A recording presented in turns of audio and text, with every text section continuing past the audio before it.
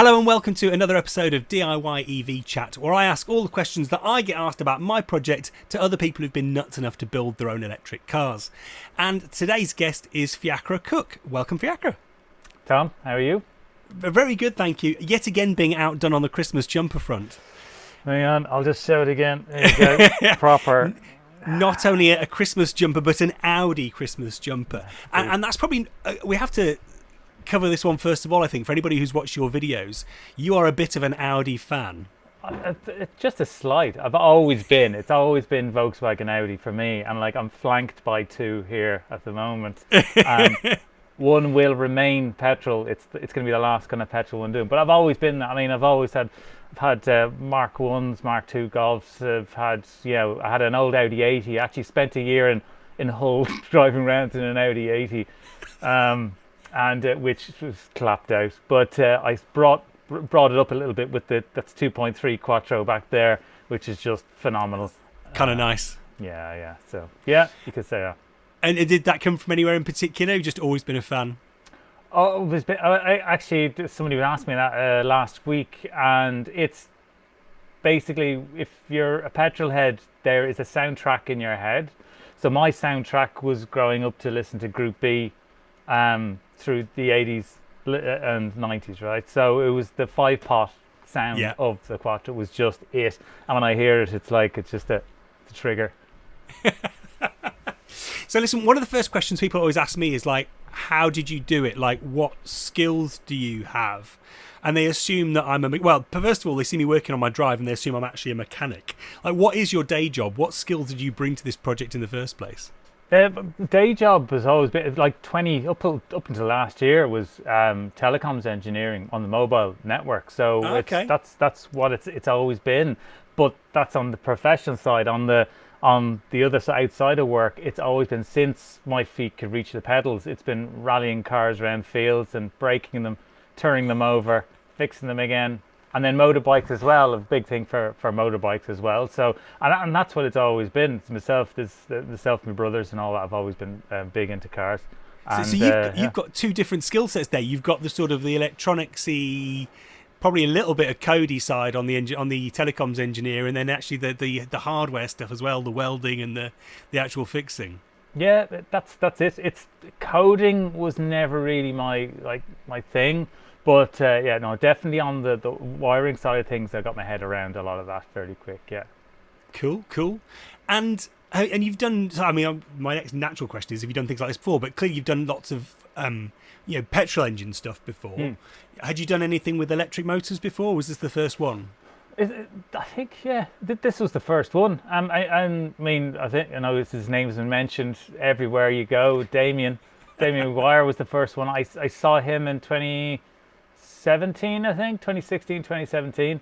And I saw his videos and just went, well, hang on a minute. And as well, he was only down the road. So it was like, this is the guy who's revolutioning, being like a revolution of the world of conversions, and he's on my doorstep. So he was the first one I saw, and that's when I started to get the idea of, right, what could I do?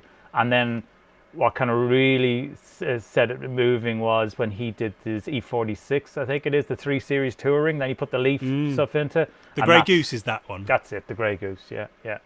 Yeah, as I've come to call him, the gateway drug of EV conversion. 100%. And you were just browsing around on YouTube, were you? Or were you looking for a project? I'd been looking for a project. I'd been browsing around. I'd seen, I'd heard of, I've forgotten what it's called now. Basically, back in the early sort of 90s and all that, there was... I saw these electric conversions were doing drag racing and all that. Like the White Zombie. That's the one, White Zombie, yeah. And I'd seen those on documentaries and all that. I thought it was phenomenal what they could do. And I remember Johnny Smith doing his, the little, what's it called? You can remind me. The Enfield. Enfield, yeah.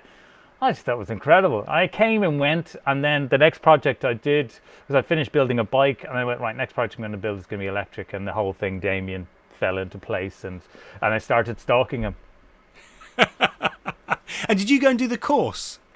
Yeah, but it was actually before that. They were at Fully Charged Live, so I was following him and he was getting the 840 ready, the Panzer ready for fully charged live. And yeah, I went over to Silverstone, bumped into himself and Kevin there and chatted to them, and then they said I think that was in July, and they said there's going to be courses on in September, so I was on the first course. Yeah, fantastic. I missed out on that.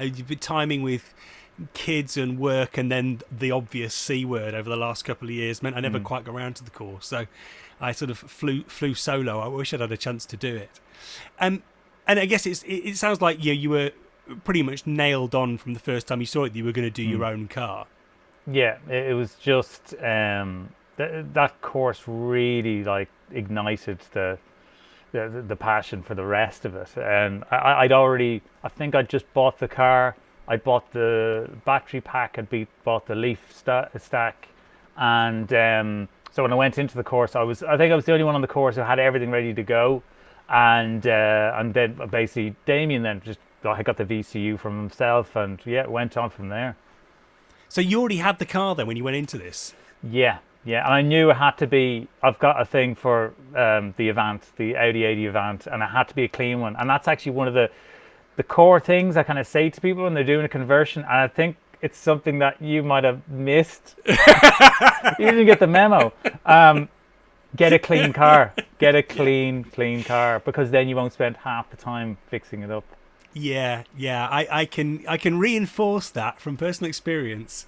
Do not buy a shabby BMW that's lived by the seaside for 20 years. Yeah. Definitely don't do that. Do not do that. Unless you really, really want to spend a lot of time on the floor welding, which, doesn't enhance your life, doesn't improve the conversion experience. So you picked that car up. Did you feel any sort of blasphemy taking the motor out of it, or was the motor a bit knackered? Or I was already so committed.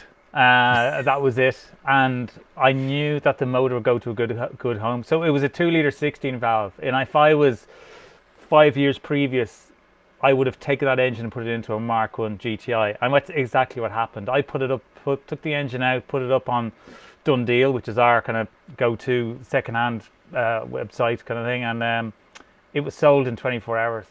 Wow. And yeah, I should have doubled the price on it, but but yeah, the guys came along and they took it straight away, and that went into I think Mark 1 Golf straight away. And it was a brilliant engine. But yeah, that's a cool conversion. No guilt.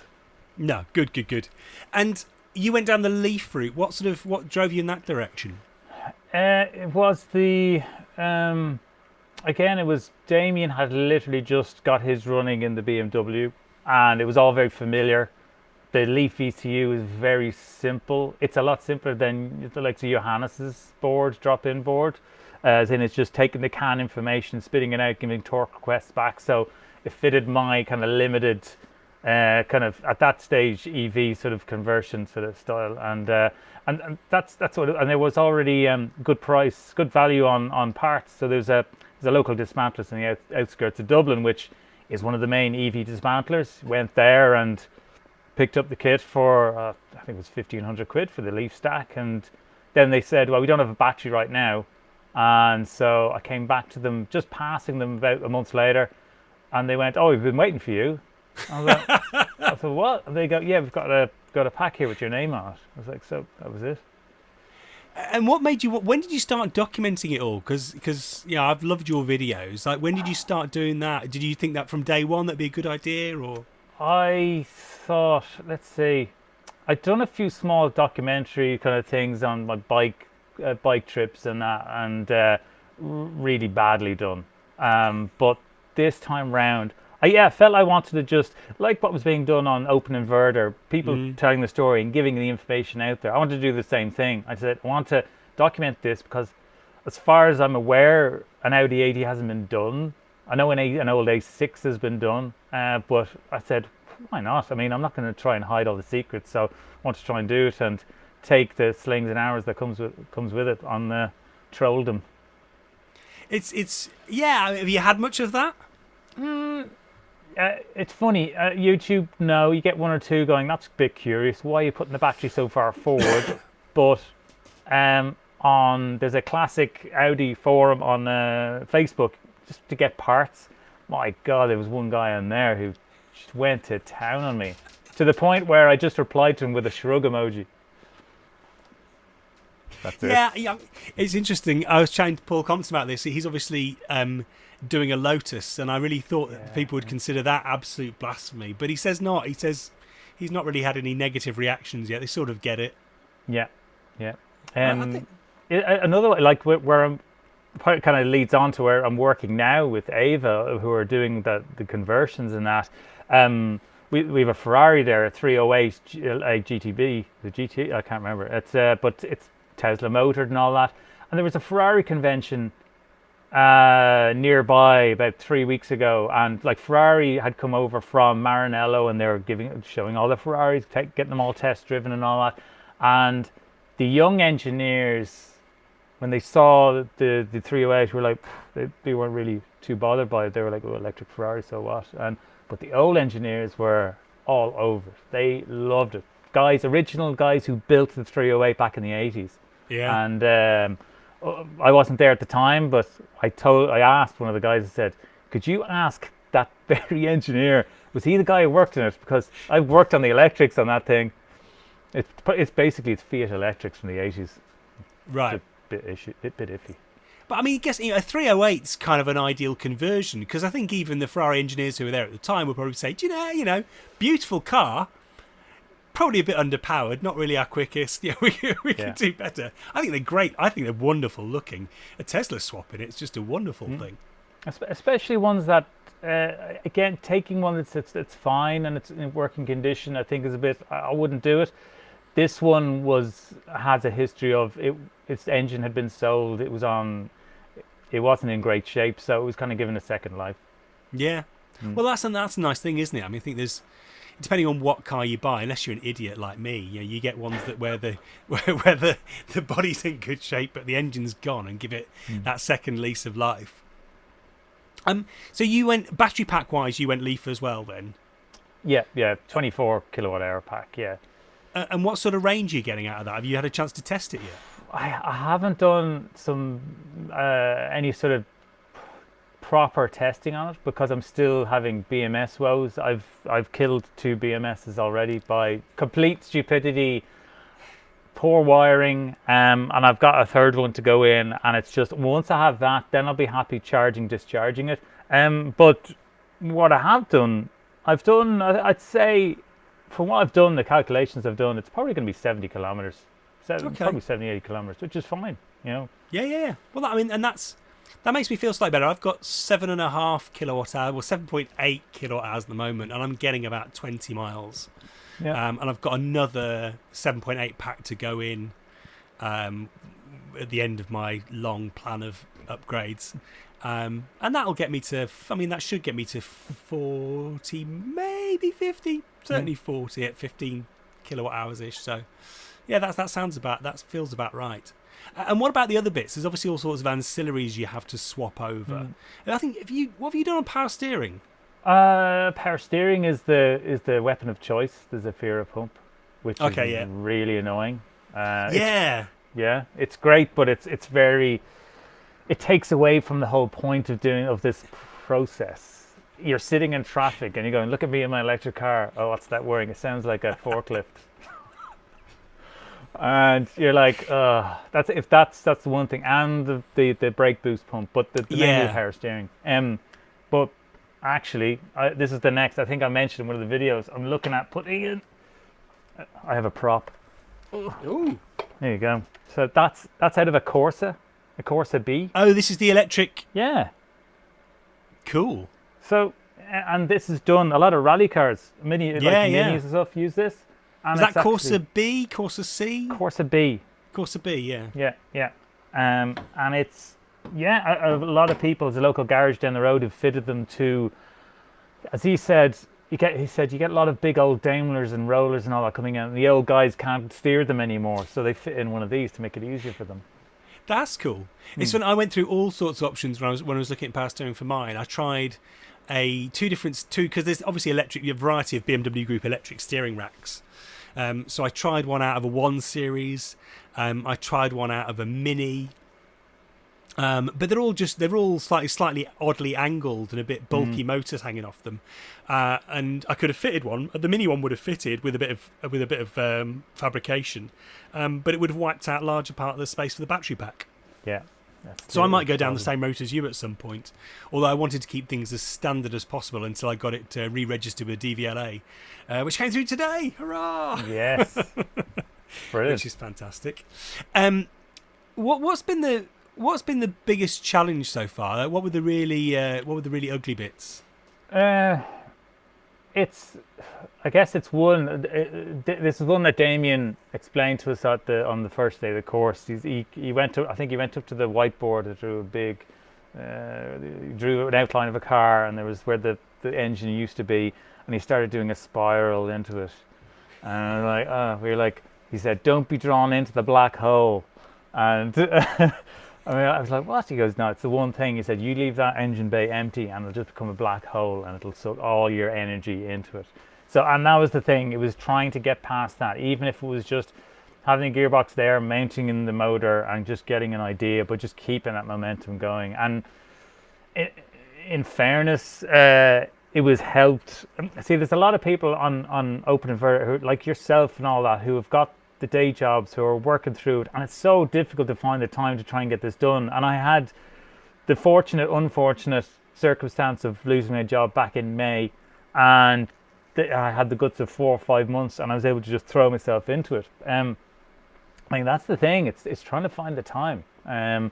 But other things were just kind of my lack of fabrication skills. They got better, but I just had a stick welder here, and that was it. And then it was, I guess, just getting used to working with, being very careful on the high voltage stuff. I just got, my nervousness is kind of like, okay, I'm not as nervous now, but they were it, really. Yeah, the high voltage thing's a funny one, isn't it? It's like, I part of the reason I went with the battery packs I did is because I just didn't fancy all those exposed bus bars you get on, you know, on a leaf pack or something. It's just like, oh no, it's like, give me nice like shielded plugs where I'm not even going to risk my clumsiness with stubbing my fingers in it. Which, you know, that's not necessarily the best reason to choose a battery pack, but it felt good at the time. Yeah. And what about most rewarding? Like, what's been the best bits, the high points? I mean, the first time you're getting the motor spinning on the bench, and it was like playing Skylectrics. I had the pedal in one hand and I had the camera pointing, and it's just like this. It's like you've just created fire. You just think you're amazing, and you're not really. But you know, you think, yeah, for a moment, and you look at the kids, go, "Look what I've done," and they're looking at you, going, "What's that?" It's just a big something spinning. I like, they have no attention span. But that's it. It's the highlight was that. And then, of course, getting it all in and getting it all hooked up. I went through, actually, the last question you asked me, there was an amount of pain in the VCU because I kind of screwed it up a little bit. Damien had helped me and I'd built it, but then completely screwed it up. And out of the blue then, he'd obviously been watching my videos and said, just here, he gave me an hour of his time, basically. Said, come here, let's get you back on the road. And that was it. It was just some tough times really debugging. And actually, this is where leaning back on the Open Inverter forum was such a massive help. And me and James Brown, Project Fig Leaf, worked together to basically just get ourselves moving properly. And we both helped each other out. He's a bit more coding skill, I've a bit more, I don't know, whatever skill, just brain dumping stuff. And but we managed to both get our cars running at the same time. We were like we were having Zoom calls and all sorts. And it was brilliant. That was the big thing, just the cooperation there. We'll definitely have James on here at some point in the future. Yeah. Because that's a cracking project. I think I love that car. It looks great. Well, he's not fully road legal yet, I don't think. Not yet. He's only got a few more bits and pieces to do. But yeah, he's not far off. Yeah. What's your favourite tool? What's been the most useful thing around the workshop? Because you've actually got a workshop, again, of which I'm incredibly jealous. But yeah, it is. It's full of rubbish. It's just a mess. So much. Yeah, well, Favourite mine's tool. really tidy, as you can see. So much. I'm so jealous of that. Look at all your neatly arranged books and globe. This stuff this arrangement just hides the pile of stuff behind. I try. Actually, do you know what?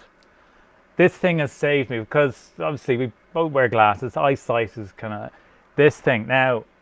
It has had a fall, so it's been kind of repaired slightly. But this, Yes.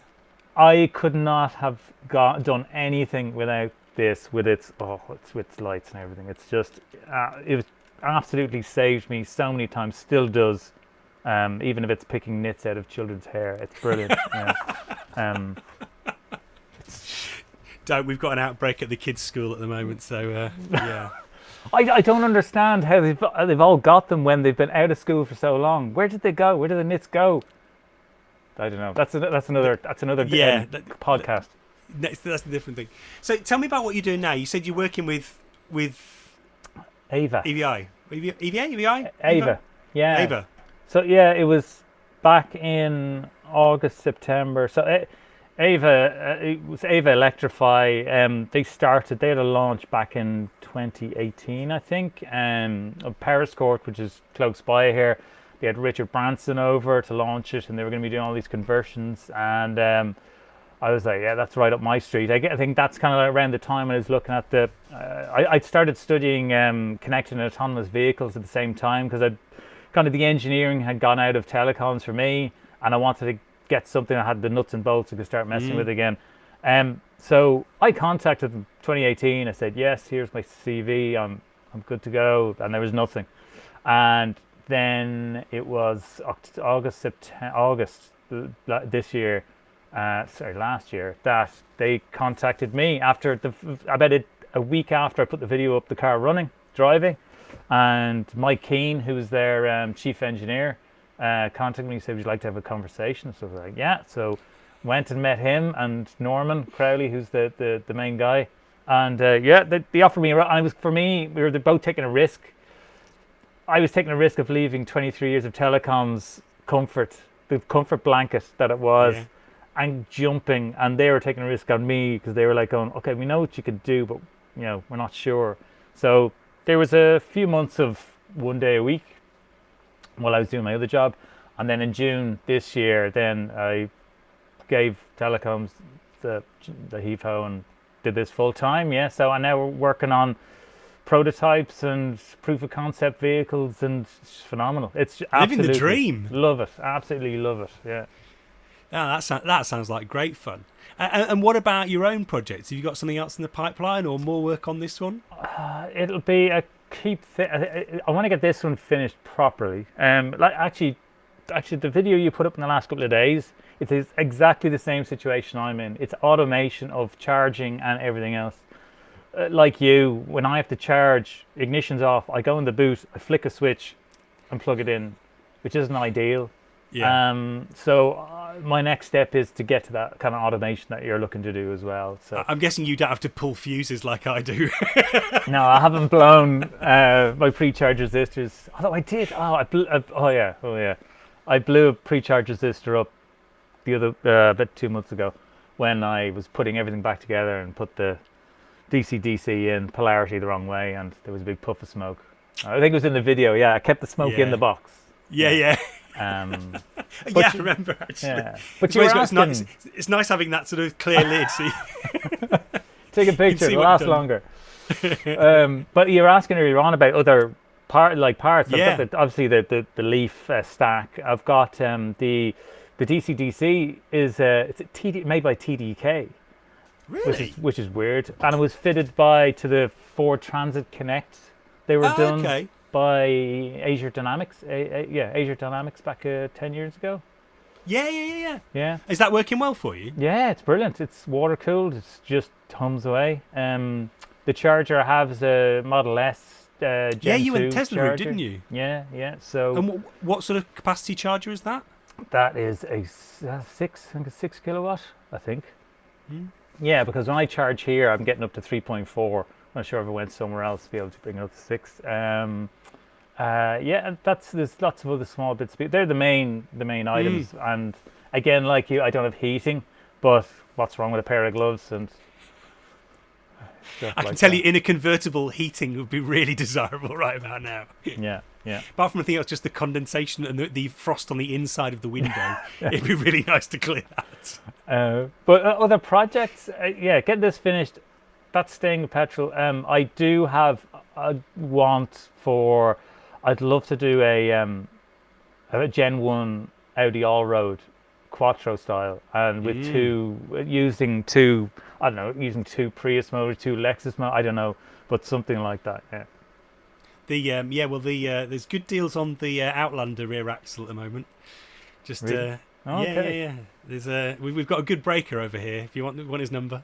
yeah. I haven't looked at the Outlander stuff at all. I just know there's a good DC inverter. I think is it or charger? Charger yeah, and DC to DC. Yeah. Well, that's what I'm using, which is 3.7 kilowatt charger and DC to DC. Very, very easy to install. Water cooled like yours. Simplest part of the build in many ways. That just takes a few CAN bus instructions and off it goes. Perfect. Which I still have to send it manually with a laptop at the moment, but that'll be fixed. Baby steps. Baby steps. It charges. What can I say? It charges. It drives. Very cool. So you've got some fun stuff going through the workshop at Ava. Then I guess you must be learning and brushing up your skills all the time, aren't you? Or is it creating more hunger to do your own? No, it's phenomenal because the amount, the kind of, I've been learning a lot up there. There's a lot of the guys up there who know like a hell of a lot. They've all come from the automotive side. So learn at the moment. It's all on social media. We just finished a 110 Defender, and we've got a 90 that I'm working on at the moment. So it's doing full HV. Full LV loom and all that, so I'm helping the guys build that and all that.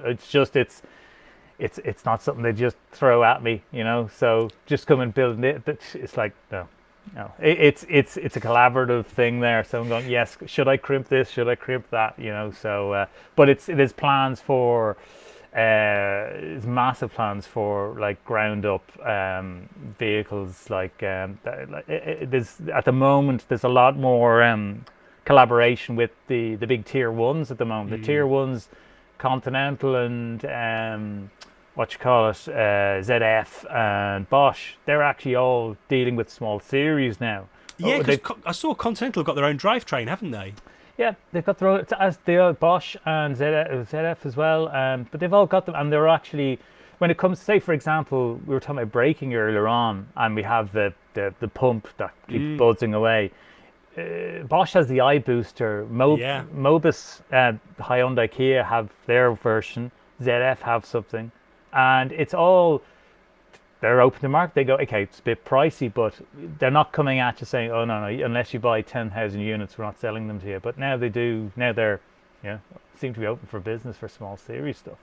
Very cool. That's a very interesting shift. Yeah. I mean, I think we've seen the same thing in electronics, actually. Yeah. You don't know who's going to be the next Sony or the next, the next big guy. So you might as well open up your supply chain to the smaller ones and place some early bets. Yeah, that's it. Very cool. Well, listen, it's been great fun. Thank you again for your videos, from which I've stolen both motivation and detail. Disclaimer notwithstanding. No problem. Glad you enjoyed it. I'm glad they helped. Yeah, they're really helpful. Really helpful. Yeah. And thanks for coming on. Really appreciate it. Yeah, no, thanks for the opportunity. It's great. Thank you. So I'll put some links up to all that social media stuff and to your channel in the show notes. Thank you for watching. This is the third episode. I'm hoping to do a good few more. I've got a couple more people lined up interested in having a chat. And those will be coming out. Well, it'll be New Year now. It is we're just before Christmas as we're recording this, hence Fiachra's jumper, which I failed again on the Christmas jumper front. But yeah, do check out the channel. Do subscribe if you like these things. And if you just prefer an audio version, you can find this on Spotify and Apple Podcasts and anywhere you get your audio stuff, basically. Thanks for watching. Bye-bye.